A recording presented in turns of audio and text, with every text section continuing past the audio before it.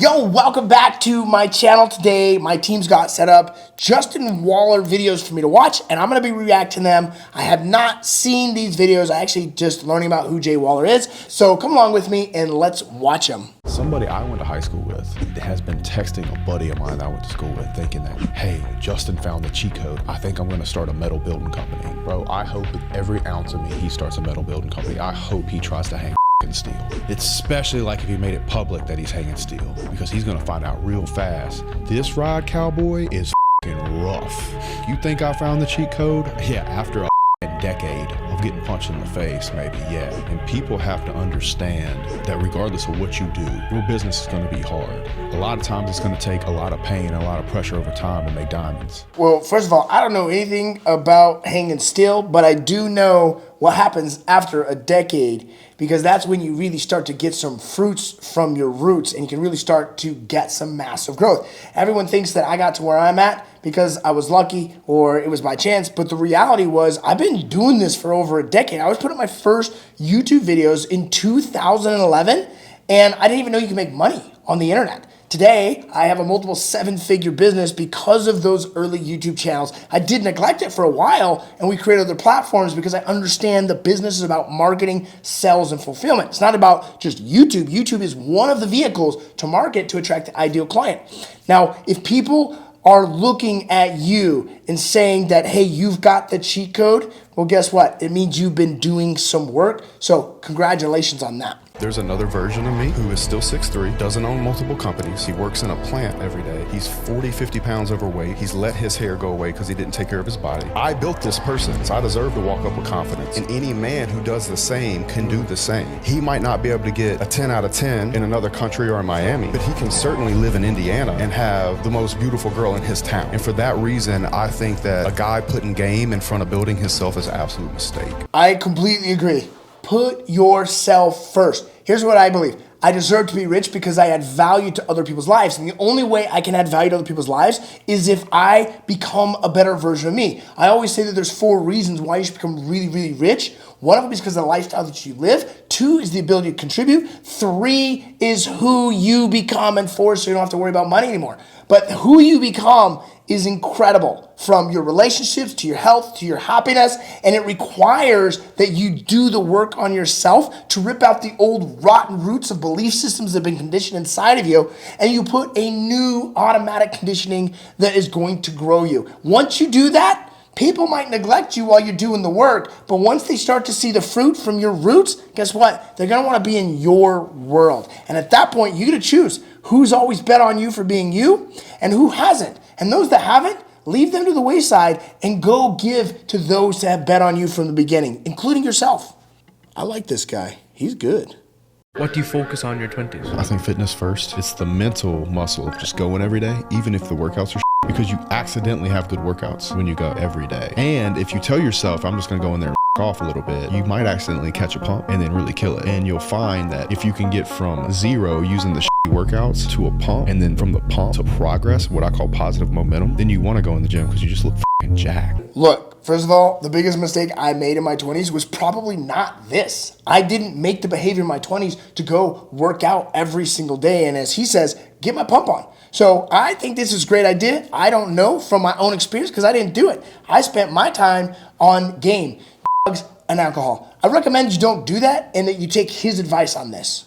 Winners only see green, because the truth of the matter is, like, I own a business, right? I have a bunch of employees. If somebody turns up and does their job and they're profitable for my company, I cannot afford to give a about their race, religion, hair, gender, any of that stuff, because it's too hard to find people that work really hard. A great example of that is LeBron James has been in the NBA for years because he puts out results, and he's not worried and living, oh, I'm black, I can't play in the league. But you could say that for I know plenty of successful young black men, and one thing I have a super big heart for is I played college football, and I cannot stand to see people put those young men in a box and tell them from the jump that they are not going to have a good shot at life just because they're black. That is putting them in a box from the beginning and lying to them. What white teammates? You want to talk about exclusion? How many white people are in the NBA? Name a white NBA player. I don't know. I feel left out. Fuck this. I'm leaving. Okay, no. Look, I completely agree with the idea that winners see green, because when you see green, you see resourcefulness, and that's how rich people think. Rich people want to create lives on their own terms, and they want to be with other winners. Regardless if you're male or female or black or white, it doesn't matter. In fact, I see this all the time in corporate America, where middle-aged white men will discount women that kick some ass because of their egos are in the way in this idea of patriarchy. What I would like you to start to understand is, you want to build a winning team, find people that win. Doesn't matter what they look like, who they are, where they wear, what sex they are, what race they are. Build your winning team with winners. And I think that's one of the major things about the millennial generation, the older millennial generation and the younger Gen X, is they don't care about that. They care about collaboration. They care about winners. They don't see other colors. I've got two brothers. Both of them are well over 300 pounds. Either one of them really want to talk about business or money or anything like that. I don't blame them for it. I still love them. Fuck time, blood. Go find people that your soul lines up with, and don't worry about this brother. You don't owe your brother shit. I don't owe my family shit.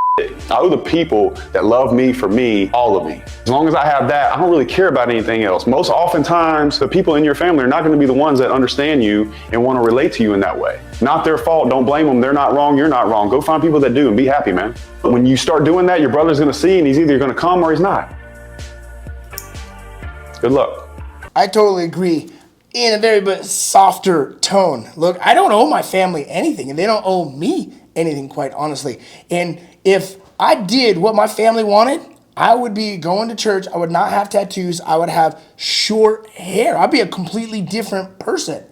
But I am who I am, and I love what he said about go find where your soul lines up. This is where proximity is power. You get to create what's called a chosen family, which I have done with my brothers and sisters, with some of my best advisors in my company and my friends.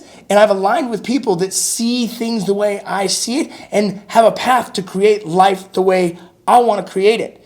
Now, if I am going to blame my family for anything, or my parents for anything, I'm going to blame them for how fucking great I turned out. Because if they didn't have me, if they didn't raise me the way they raised me, I wouldn't have challenged myself the way I challenged myself. See, the biggest things that I wanted to blame my family for, or my parents for, that supposedly held me back, were actually the biggest gifts, because those ebbs, those pains, those challenges, and those things in life through the tunnel is what actually make me who I am today, so that I get to step up, I get to grow my business, my money, my wealth, my happiness that way. So if I'm going to blame my family, I'm going to blame them for all the great things that I turned out. I am grateful for how they raised me. They wanted the best for me. At the same time, I'm not going to judge them for choosing what they choose in their life, because we all choose our own path. And that's going to be the same thing with my children, which is very, very difficult because I love my kids. But ultimately, they're on their own great journey, and I have to detach from controlling what their future holds. And I bless and I pray that they are blessed to be even more extraordinary than I am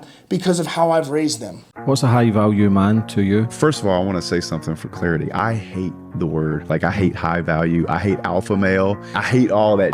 I know it's a placeholder, but to me, it's a man, he knows who he is. He's taking care of his business and his finance, his fitness, his health, his style. He's able to look somebody in the eyes, have a real conversation with them. He's completely open and willing to be himself. It can even be vulnerable because he's not scared of somebody taking advantage of that, because he knows that he can handle himself and give someone repercussions that if he trusts them enough to show some kind of vulnerability, if they try to take advantage of it, he'll make them pay. Like a truly confident man. I agree with the idea of alpha male or whatever they were talking about in this.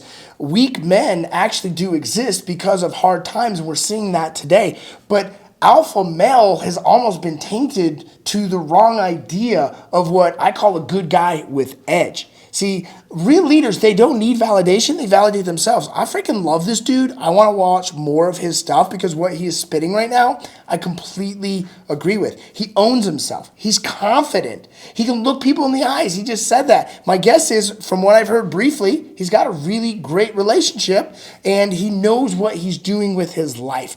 He also has the ability to be vulnerable with the right people, and if they betray him, look, he's not going to let them take advantage of him. Thanks for watching today. I'd love to see what your thoughts are down in the comments down below. Smash that like button and share this with other people. Why? Because what Jay Whaler, is it Whaler?